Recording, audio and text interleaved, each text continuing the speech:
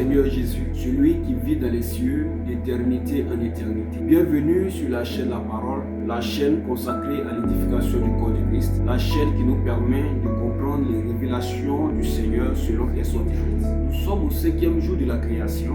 Prenons nos livres. Genèse chapitre 1er à partir du verset 20. Dieu dit que les eaux produisent en abondance des animaux vivants et que des oiseaux volent sur la terre vers l'étendue du ciel.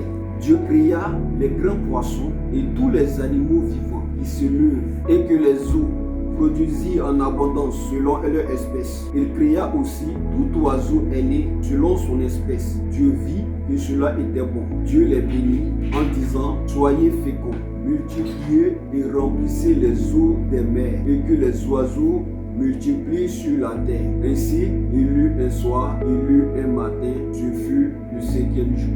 Gloire au Seigneur. Alors, comme vous avez pu constater, au 5e jour de la création, Dieu crée les animaux marins et les oiseaux ailés. Du moins, la plupart des oiseaux. Mais Dieu ne crée pas les animaux des champs, les animaux, on va dire, terrestres. Pourquoi Dieu ne les crée pas le 5e jour en même temps qu'avec les oiseaux et les poissons de la mer? Gloire au Seigneur. Quand nous allons arriver sur le chapitre 2, cela sera mieux expliqué et vous pourrez mieux comprendre. Mais déjà, il faut retenir que Dieu a réservé la création des animaux terrestres dans le but de former l'homme. Dieu va créer les animaux en la présence de l'homme et il va faire venir les animaux devant l'homme pour voir comment l'homme va les nommer. C'est en vue de former l'homme, en vue d'apprendre à l'homme. Alléluia. Donc voici pourquoi Dieu n'a pas créé les animaux terrestres en même temps que les animaux marins et les oiseaux du ciel. Gloire au Seigneur Jésus. Quand nous allons arriver,